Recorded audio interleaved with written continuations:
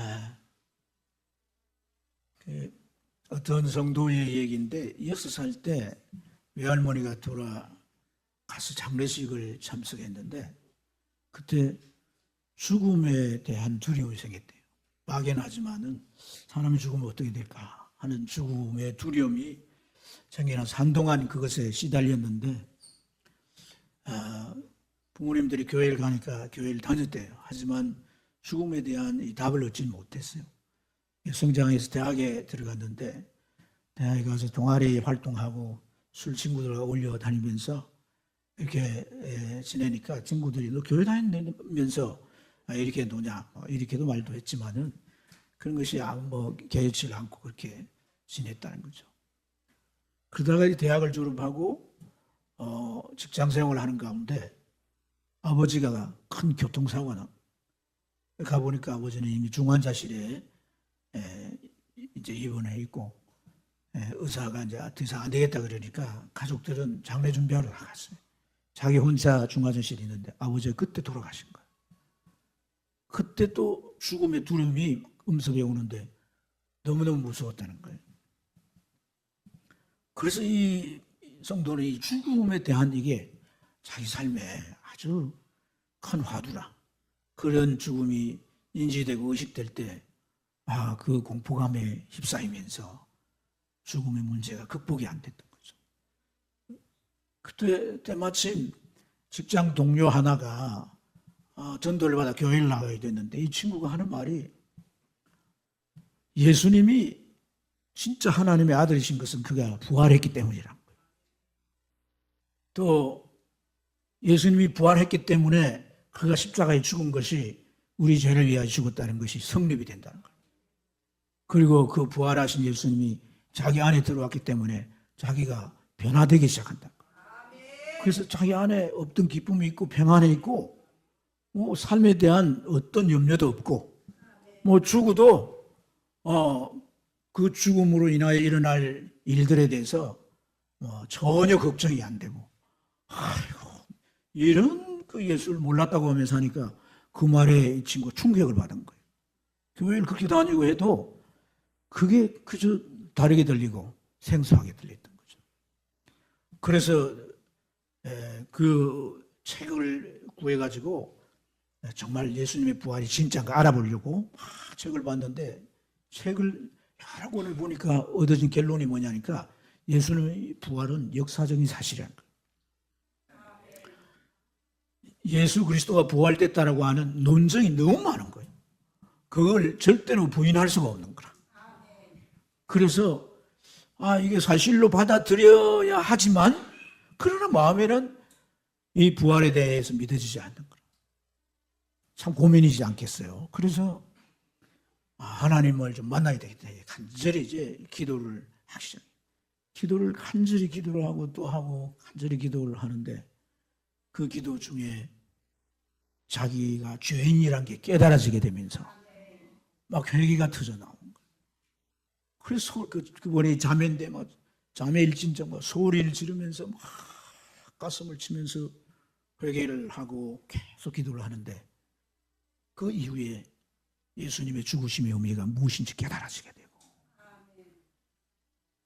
그리고 예수님의 이 부활이 믿어지면서 예수님 마음에 모시는데 그 직장 동료와 똑같은 마음에 평안이 오고 기쁨이 오고 죽음에 그렇게 자기를 괴롭혔던 죽음의 공포가 사라져버렸다. 이것은 제가 지어낸 얘기가 아니고 실제 간증인데요. 오늘 우리가 읽은 이 말씀에 보면 예수님의 제자이었었는데 두 사람이 예수님의 부활을 믿지 못한 거라. 십자가에 처형된 예수님의 시신을 아리마대 요셉이라는 사람이 자기 무덤에 안치를 했어요. 그런데 그 무덤에 예수님을 따랐던 여자들이 그 몸에 향유를 바르려고 준비해서 올라갔다가 예수님의 시신이 없는 거예요. 빈 무덤인 거죠.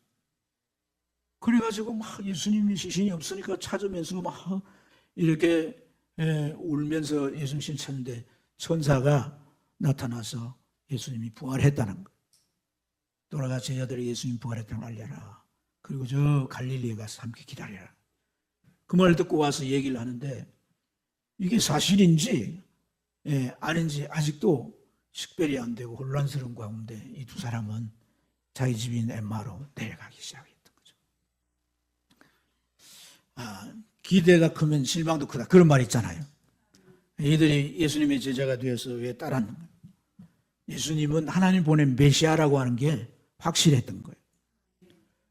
당시 사람들이 예수님을 이렇게 보면서 그가 하나님 나라를 선포하고 병든 자를 낫게 하고 귀신을 내쫓아내며 죽은 자를 살리고 기적을 행하는데 이 사람이 할 수가 없는 거예요. 이 성경의 이러한 기록들을 참 우리가 안 믿어서 그렇지 이게 가짜다 이렇게는 말할 수가 없어요.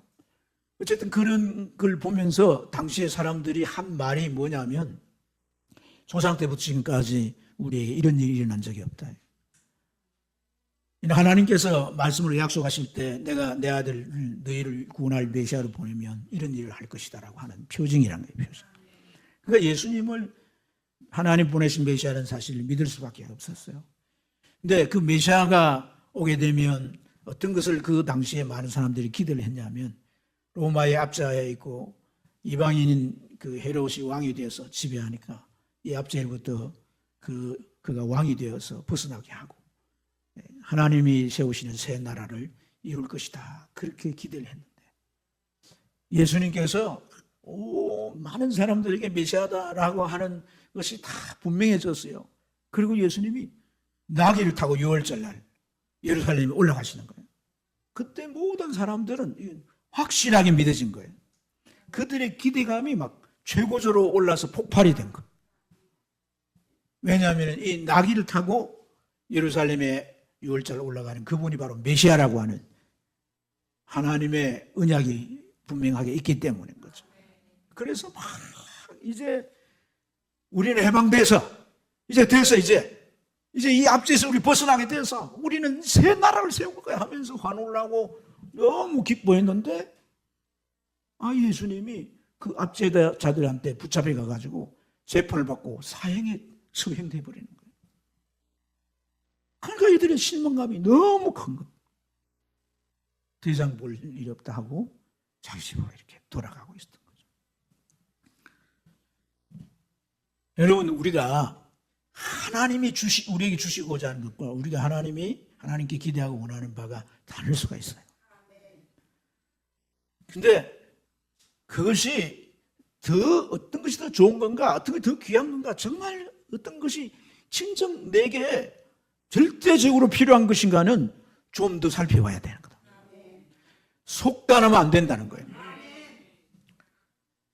물론 그들에게 지금 필요한 게 압제에서 벗어난 거지만은 예수님이 십자가에 죽으신 것이 본질적인 우리의 문제, 이 죄를 해결하시고 그리고 부활하심으로 영원한 생명을 갖게 하시는 일이라면 그게 사실이고 그게 믿어진다면 그것이야말로 영구적인 가치고 영원한 정말 절대적인 그런 이제 진리며 우리가 반드시 가져야 될 축복인 줄로 믿습니다.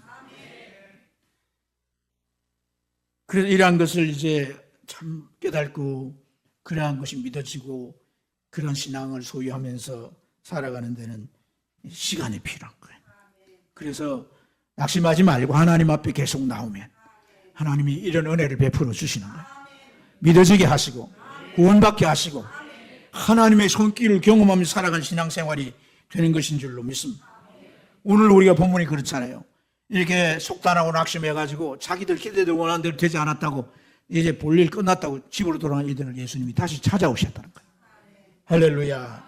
그리고 그들에게 복되고 영화로운 부활의 믿음을 갖게 하신 이게 주님의 마음인 거예요. 주님의 마음. 하나님은 한 사람도 빠짐없이 다 구원받기를 원하시고 하나님의 진리를 알기를 원하세요. 베드로 사도는 하나님이 오래 참고 기다리시면서 모든 사람들이 다 회개하고 하나님의 그 놀라운 은혜를 힘입기를 원한다고 그랬어요. 그게 하나님의 뜻입니다. 뜻.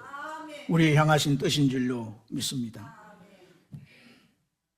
우리가 이 좀 신앙생활 하면서 뭐 이렇게 자기가 헤아려 보고 자기 기준에 뭔가 틀린다고 볼 것 없다 이런 생각을 쉽게 할 수가 있어요. 근데 여러분 나이 드신 분들, 연세대 철학학 교수를 했던 이 김영석이라고 하는 분은 지금 100세가 넘었잖아요.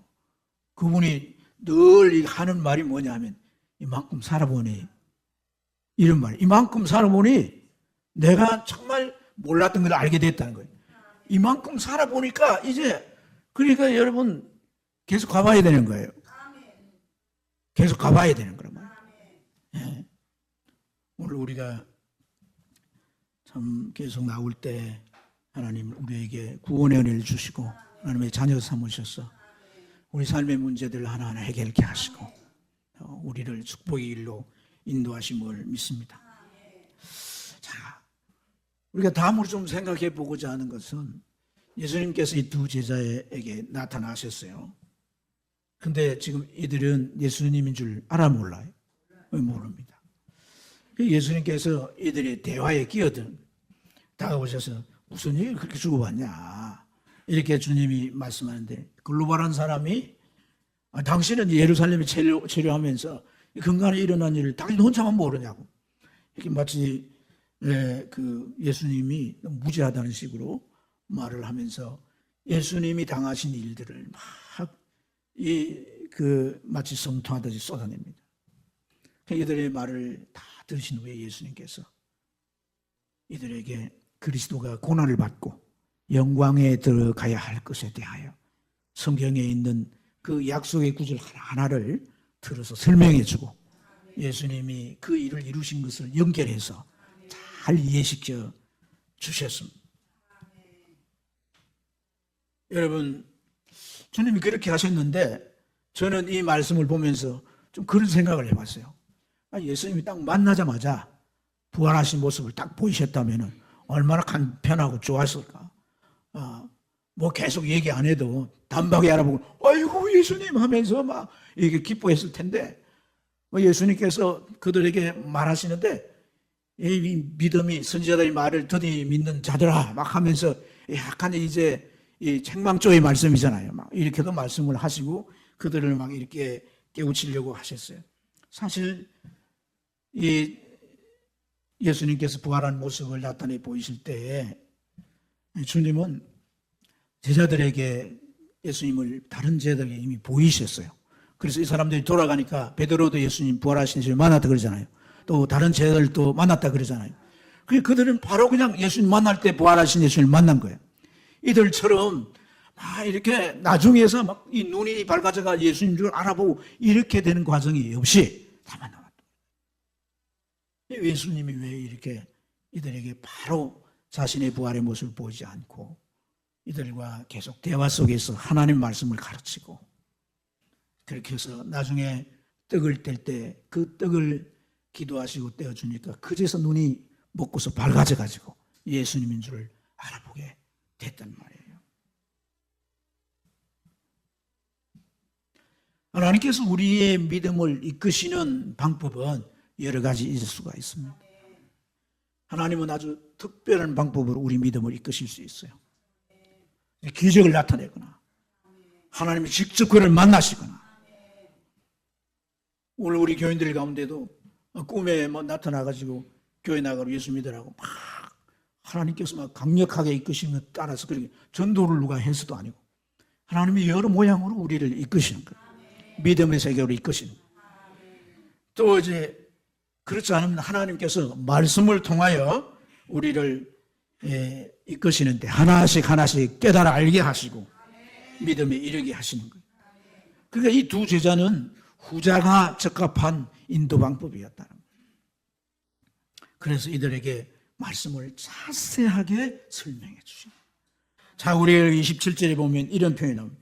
모세와 모든 선지자들의 글로 시작하여 모든 성경에 쓴 바 자기에게 관한 것을 자세히 설명하시니라.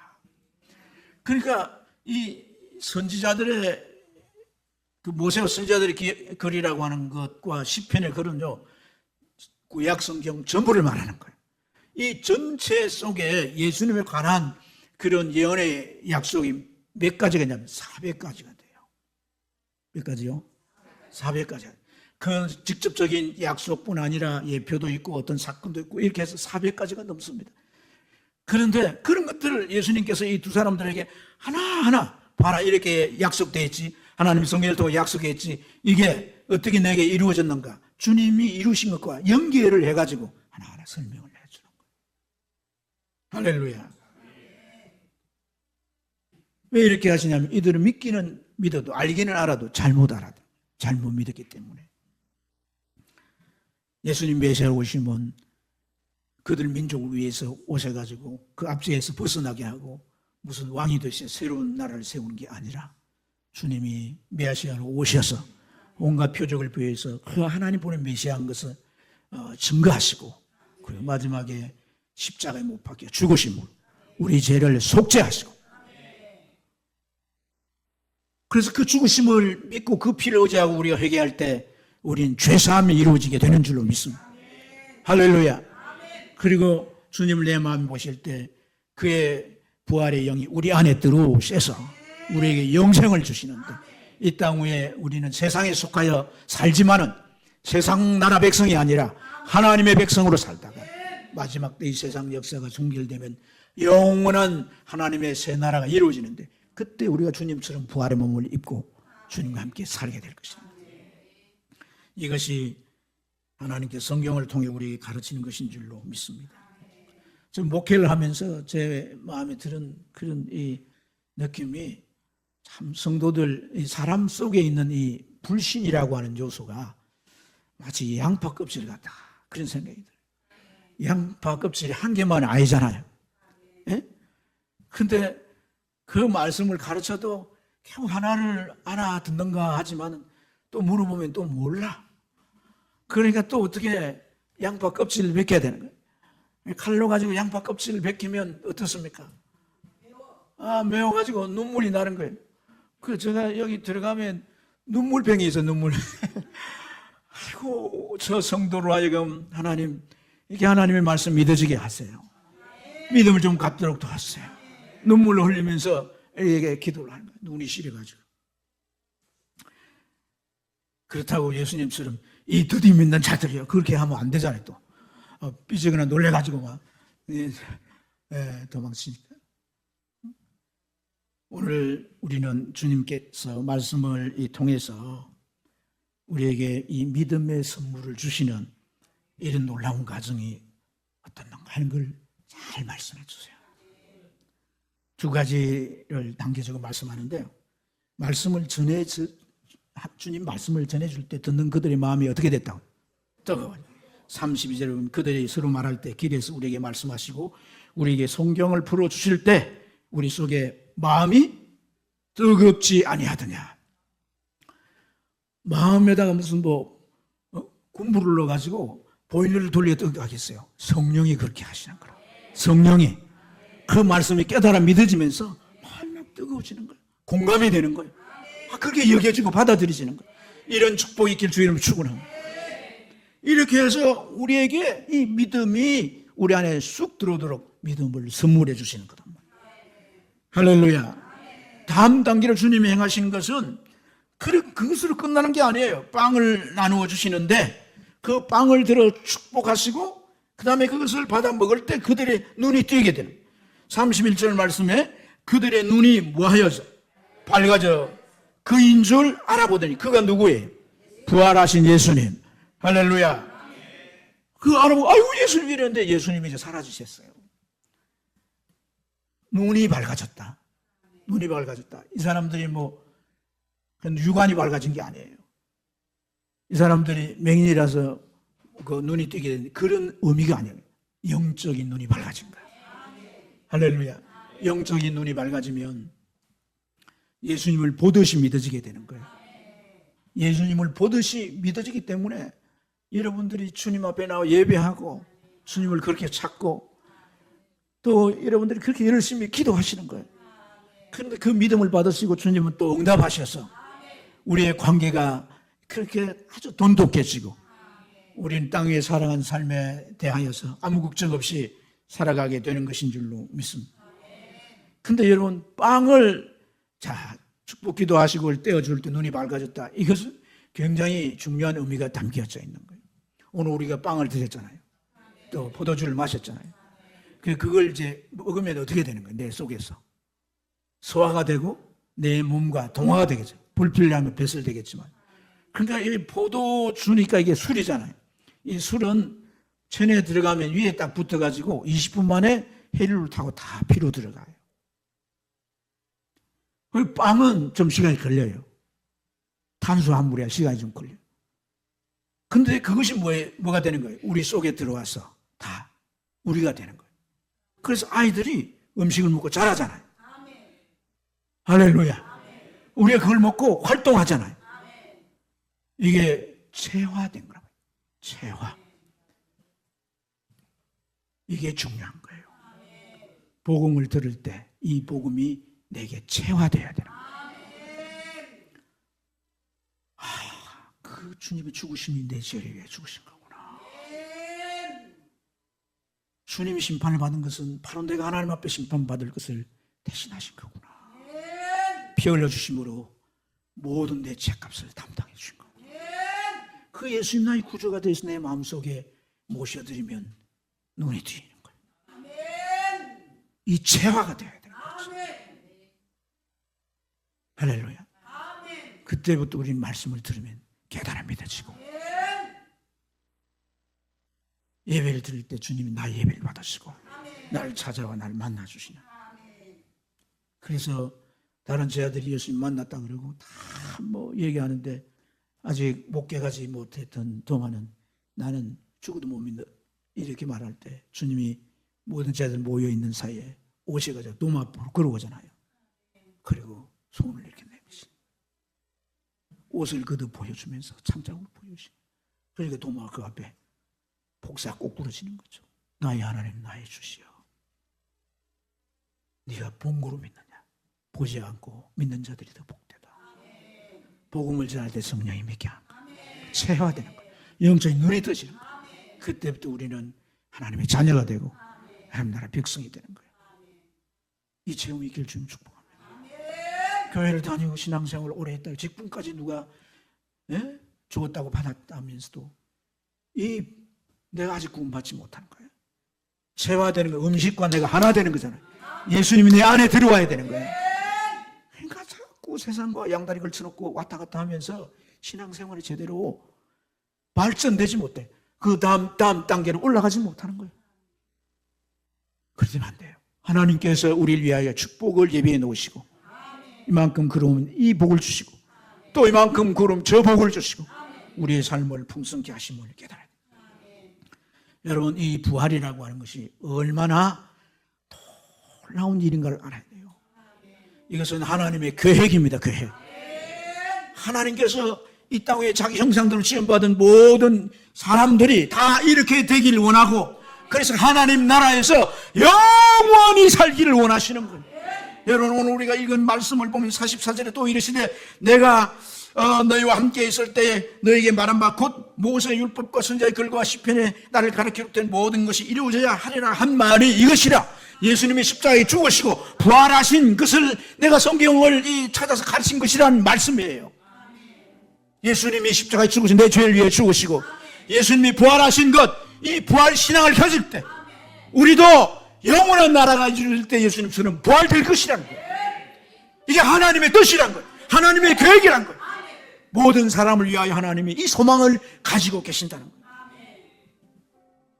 그래서 여러분 15절에 보세요. 그 제자들이 서로 얘기할 때 주님께서 어디서 얻는지 나타나가지고 그들과 동행하시고 얘기하잖아요. 할렐루야. 주님은 이렇게 우리와 동행하시는 거예요. 시 공간을 초월해서 주님이 오시는 거예요. 뿐만 아니라 주님께서 이 떡을 같이 먹고 또 제자들이 모였을 때 고기 한 도막을 먹으세요. 내가 영이 아니야. 나는 살과 뼈가 있다. 오늘 우리와 몸과 같지 않지만 다른 몸이에요. 다른 몸. 이 몸은 영원히 살 수 있는 몸이에요. 여러분, 우주선을 가는 우주 비행사들이 이렇게 산소를 이렇게 공급하는 걸 쓰고 우리가 부활체가 되면 그걸 쓸 필요도 없는 거예요. 시 공간을 초월해 다니는 신비로운 부활체가 되는 거예요. 이 부활사가 되어서 영원한 나라에 하나님 만들어 이벨도 가서 구경도 하고 그때 관광 많이 가세요. 저별도 가서 구경하고 이 별은 나의 별, 저 별은 너의 별 노래도 하시고 할렐루야. 이 부활 소망을 갖어요. 여러분 세상이 영원할 것 같습니까? 절대 그렇죠. 역사적으로 전쟁사를 보면요, 인간이 만들어 놓은 무기는요 반드시 사용하게 돼 있어요. 지금 이란과 미국이 전쟁을 이스라엘을 핵폭탄 만들어서 한 방만 터뜨려도 이스라엘 자체가 날아가버려요. 이스라엘은 살라고 미국을 이용해서 전쟁을 일으키는 거예요. 그런데 여러분 세상의 핵무기들이 언젠가는 터질 거예요. 성경 분명히 말합니다. 하늘이 체질처럼 말라져 버린다는 거예요. 말라 올라간다는 거예요. 우리가 그 나라와 그 땅, 새 하늘과 새 땅을 바라보는 소망을 가지고 할렐루야. 그러나 여러분이 세상에서 영원히 살지 못해요. 우리가 뭘 좀 가지고 어떤지 글쎄 얼마나 가겠어요. 그게 얼마나 보잘것없는지를 다 세상 일 마치고 지내보면 느껴지는 거예요. 허망하구나, 헛되구나 깨닫게 돼요. 아웅다웅하면서 목숨을 걸고 저걸 얻으려고 그렇게 노력했는데 지나보면 별로 그렇게 가치 있는 게 아닌 거예요. 사랑하는 여러분, 이 신앙을 가지세요. 부활신앙, 죽어도 영원히 살 몸을 가지는 이 신앙 가지고 세상 가운데 어떤 일을 당했어도 낙심하지 말고 세상 사패에 부딪히다고 그게 가라앉지 말고 여러분 주님 붙잡으면 다시 일으켜 건져내시고 우리를 다시금 나가게 하시는 이 승리의 삶을 살기를 주님 축복합니다. 축복합니다. 우리 시간 다 같이 통성으로 기도합니다. 우리에게 부활신앙을 부어주옵소서. 기도합니다. 주여